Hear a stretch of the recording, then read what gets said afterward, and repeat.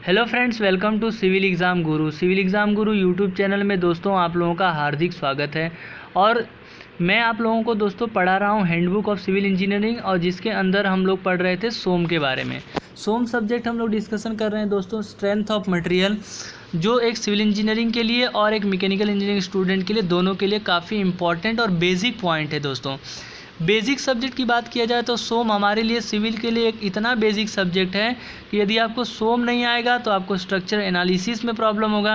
और दोस्तों यदि स्ट्रक्चर एनालिसिस और सोम नहीं आएगा तो आपको फिर जो आरसीसी सब्जेक्ट होता है, रेनफोर्स कंक्रीट डिज़ाइन सब्जेक्ट, और जो है स्टील डिज़ाइन सब्जेक्ट है, उसमें काफ़ी सारा प्रॉब्लम होगा। तो सोम का जो कंसेप्ट दोस्तों सॉइल मैकेनिक्स में भी आता है, जैसे मोर्स लॉ की बात कर लेंगे, प्रिंसिपल स्ट्रेस स्ट्रेन की बात करेंगे। तो ये सभी सब्जेक्ट का एक बेसिक सब्जेक्ट है दोस्तों। तो उम्मीद करता हूँ कि आप मेरे सभी वीडियो को देख रहे होंगे। यदि आपने नहीं देखा है वीडियो तो मेरे प्रीवियस वीडियो को देख लीजिए। उसमें मैंने आप लोगों के लिए चैप्टर 1 स्ट्रेस और स्ट्रेन और chapter number 2 bending moment and shear force को काफ़ी कम्प्लीटली डिटेल में पढ़ाया हुआ है। तो आपको आपका बेसिक नॉलेज को, बेसिक कंसेप्ट को क्लियर करने के लिए आप जो है उस वीडियो को देख सकते हैं। यदि आप मेरे यूट्यूब चैनल पे पहली बार आए हुए हैं तो आप वीडियो को लाइक कर दीजिए और चैनल को सब्सक्राइब कर दीजिए। ज़्यादा से ज़्यादा अपने दोस्तों के साथ शेयर कर दीजिए, और चैनल का नाम आपको यहाँ पे डिस्प्ले हुआ है, वो भी आप देख लीजिए। तो जिस तरीके से आपको काफ़ी नॉलेज मिले, यदि आप अपने नॉलेज को बढ़ाना चाहते हैं तो चैनल को ज़रूर सब्सक्राइब कीजिए। आइए हम लोग चैप्टर नंबर 3 को डिस्कशन करने वाले हैं आज के इस वीडियो में। तो अपने इस वीडियो को स्टार्ट करते हैं। आज के वीडियो में दोस्तों हम लोग principal stress and principal strain के बारे में डिस्कशन करने वाले हैं। तो चैप्टर नंबर 3 आज हम लोग डिस्कशन कर रहे हैं, जिसका नाम है principal stress and principal strain. आपने काफ़ी सारे चैप्टर्स को डिस्कशन किए होंगे, आपने पहले भी प्रिंसिपल स्ट्रेस और स्ट्रेन के बारे में पढ़ा होगा। उम्मीद करता हूं दोस्तों आपको इस चैनल के माध्यम से जो कंप्लीट जानकारी मिल रही होगी। यदि आपको किसी भी प्रकार की समस्या आ रही है, कोई भी कंसेप्ट नहीं समझ में आ रहा है, या फिर मेरे द्वारा कोई और सजेशन आपको चाहिए, तो आप ज़रूर कमेंट बॉक्स में अपने सजेशन को लिख सकते हो। ऑलवेज़ आपके सजेशन का स्वागत करेंगे और आपके सजेशन के मुताबिक जो है वो आगे बढ़ा जाएगा। तो आइए पढ़ते हैं प्रिंसिपल स्ट्रेस क्या होता है। प्रिंसिपल स्ट्रेस आर मैक्सिमम और minimum normal stress. Principal stress दोस्तों एक मैक्सिमम या फिर मिनिमम नॉर्मल स्ट्रेस होता है जो प्लेन के परपेंडिकुलर डेवलप होता है, विच में be develop along A loaded body. किसी भी बॉडी के ऊपर जो परपेंडिकुलर स्ट्रेस लगता है, जो नॉर्मल होता है, उसको हम लोग बोलते हैं दोस्तों क्या? Principal stress. The plane of the principal stress carry zero shear stress. याद रखिएगा दोस्तों, प्रिंसिपल प्लेन वो प्लेन होता है जहाँ पे शियर स्ट्रेस जो है वो जीरो होती है। साइन कन्वेंशन की बात करते हैं दोस्तों, tensile stress is consider to be positive and compressive stress is consider to be the negative. Tensile stress को हम लोग जो है दोस्तों पॉजिटिव कंसीडर करते हैं, और कंप्रेसिव को दोस्तों नेगेटिव कंसीडर करते हैं। ये देख रहे हो आपको कंप्रेशन में लग रहा है तो इसको नेगेटिव लिया गया, और ये देख रहे हो आपको टेंशन में लग रहा है तो इसको हम लोग पॉजिटिव ले रहे हैं। Angle theta is consider to be the positive in the anti clockwise direction. Shear stress acting on a positive face of an element is consider to be the positive. यदि शियर स्ट्रेस जो है जो positive element पे लगेगा तो उसको हम लोग पॉजिटिव कंसीडर करेंगे, और यदि वो नेगेटिव पे लगेगा तो नेगेटिव शियर स्ट्रेस कंसीडर करेंगे। If it is in act in the positive direction of one of the coordinate axis, and the negative if it is act in the negative direction of an axis. Similarly, on a negative face of an element it is positive, and if it is act in the negative direction of an axis, and the negative if it is in a positive direction. Okay? तो इस तरीके से आपको positive negative का concept जो है वो ध्यान में रखना है कि आपका यदि शियर स्ट्रेस पॉजिटिव प्लेन पे लग रहा है तो ये मे भी पॉजिटिव डायरेक्शन में लग रहा है तो इसको पॉजिटिव कंसीडर करेंगे, और ये नेगेटिव डायरेक्शन में लग रहा है तो इसको हम लोग नेगेटिव कंसीडर करेंगे। Normally the reference plane taken as a major principal plane और a vertical plane। जो हम लोग मेजर रेफरेंस प्लेन लेके चलते हैं तो वो जो रेफरेंस प्लेन होता है वो तो मेजर प्रिंसिपल प्लेन होता है या फिर वर्टिकल प्लेन होता है। Analytical method of the analysis.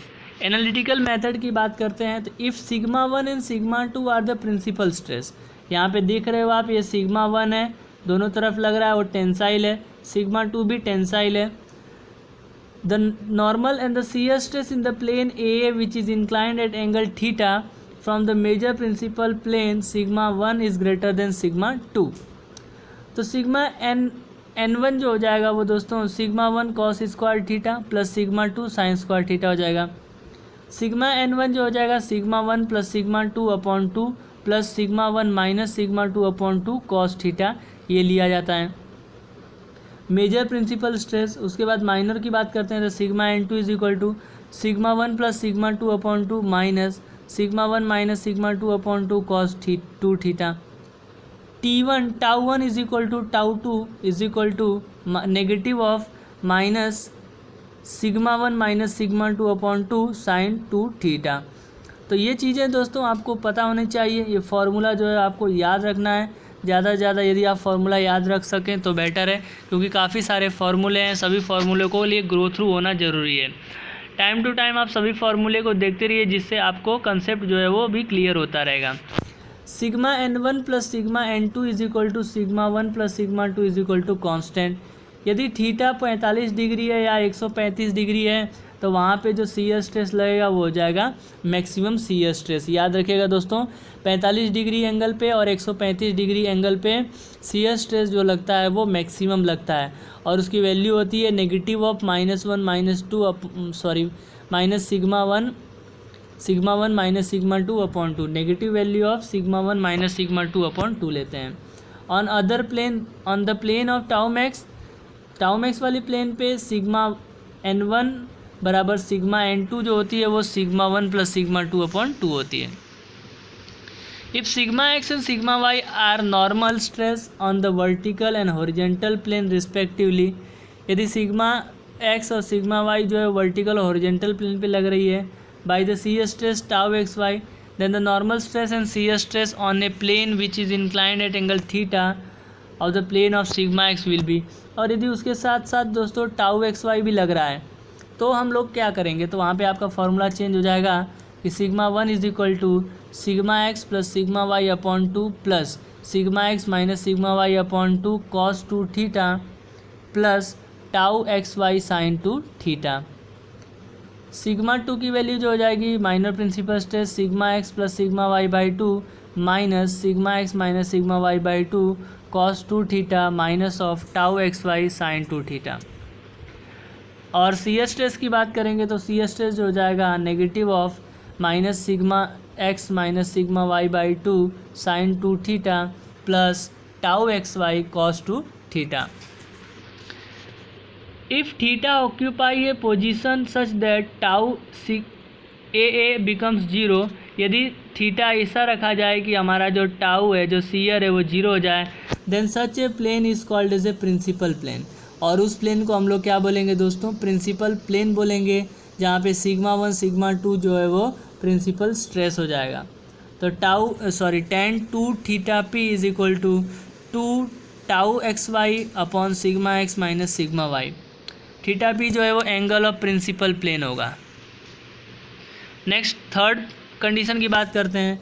If sigma x sigma y and tau x are given and we have to find out the principal stress, यदि आपको sigma x sigma y and tau x y दिया है और यदि आपको principal stress निकालना है तो क्या हो जाएगा, सिग्मा 1 या सिग्मा 2 की बात करेंगे तो sigma x plus sigma y by 2 plus minus under root of sigma x minus sigma y by 2 का whole square plus tau x Y का होल स्क्वायर।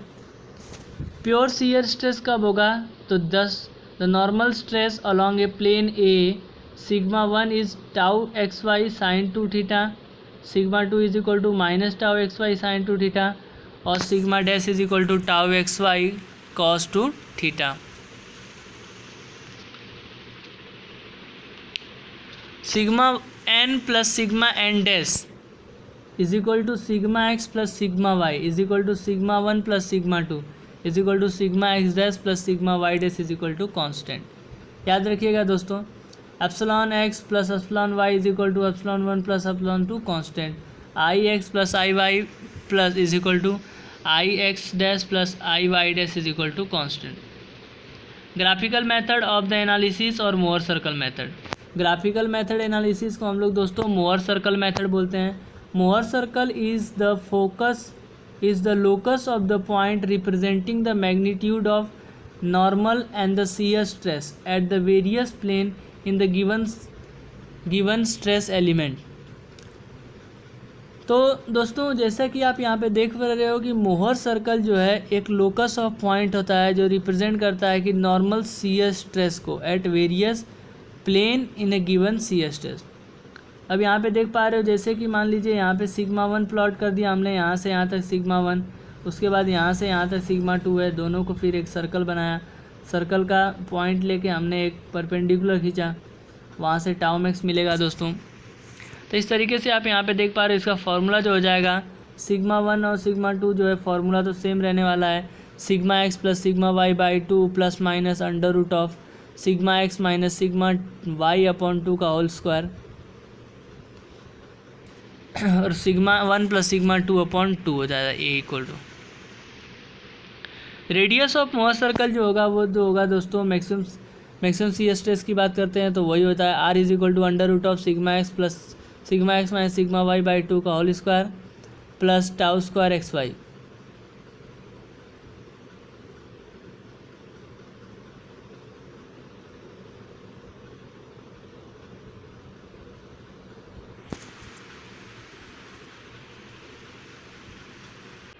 रेडियस ऑफ मोहर circle represent the value of maximum shear stress. Radius of मोहर circle का जो radius है वो दोस्तों maximum shear stress को रिप्रेजेंट करता है और normal stress on the plane of maximum shear stress is represented bye A coordinate of centre of the circle. Normal stress जो है मैक्सिमम shear स्ट्रेस का उसका जो सेंटर है वो रिप्रेजेंट करता है मैक्सिमम shear स्ट्रेस को। Mohr circle reduce to a point, यदि मोहर सर्कल एक पॉइंट होगा in case of hydrostatic loading और जीरो shear। यहाँ पे यदि हाइड्रोस्टेटिक लोडिंग होगा या फिर हर तरफ से सेम लोडिंग आ रहा है या फिर जीरो shear स्ट्रेस हो रहा है तो वहाँ पे मोहर सर्कल जो है वो एक पॉइंट बनेगा। In case of pure shear there will fall at the origin, और प्योर shear कंडीशन में मोहर सर्कल जो है वो ओरिजिन से बनेगा। If the shear stress causes clockwise positive couple the center of the element then it will be plotted above sigma axis positive and vice versa।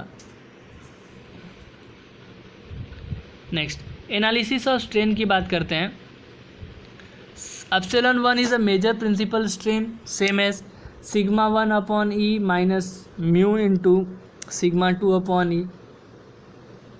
Epsilon 2 जो है minor principal strain है, sigma 2 upon E minus mu sigma 1 upon E. Sigma 1 is equal to E upon 1 minus mu square epsilon 1 plus mu epsilon 2, और sigma 2 is equal to E upon 1 minus mu square epsilon 2 plus mu epsilon 1। Symbol using has as usual meaning. Epsilon जो है वो strain होता है, capital E जो elasticity है और sigma जो है वो स्ट्रेस है। Total strain energy per unit volume capital U is equal to 1/2 sigma 1 into epsilon 1 plus 1/2 sigma 2 into epsilon 2। U is equal to 1/2 E sigma 1 square plus sigma 2 square plus sigma 3 square minus 2 mu sigma 1 sigma 2 plus sigma 2 sigma 3 plus sigma 3 sigma 1 for 3D case, और 2D case के लिए दोस्तों sigma 1 और sigma 2 ही रहेगा। Plane stress does not lead to the plane strain. Plane stress जो है वो प्लेन स्ट्रेन को लीड नहीं करता है। For the strain analysis formula put phi x y upon 2 in is place of tau x y everywhere there is a stress formula. यदि आपको strain analysis करना है तो हर जगह पे आप क्या रखोगे, shear स्ट्रेस की जगह पे phi x y by 2। For maximum shear stress 1/2 is a difference of the principal stress. Maximum shear strain difference of the principal strain. For shear radius of the Mohr circle is tau max, and for the strain radius of Mohr circle is 5/2। तो इस तरीके से दोस्तों आज के इस chapter में हम लोगों ने प्रिंसिपल स्ट्रेस और स्ट्रेन के बारे में डिस्कशन किया, मोहर सर्कल के बारे में डिस्कशन किया। उम्मीद करता हूँ दोस्तों आपको समझ में आ रहा होगा। यदि आपको समझ में आ रहा है तो वीडियो को लाइक कर दीजिए, चैनल को सब्सक्राइब कर दीजिए और अपने फ्रेंड के साथ शेयर कर दीजिए। Thank you very much for watching this video friends. Keep watching, keep sharing.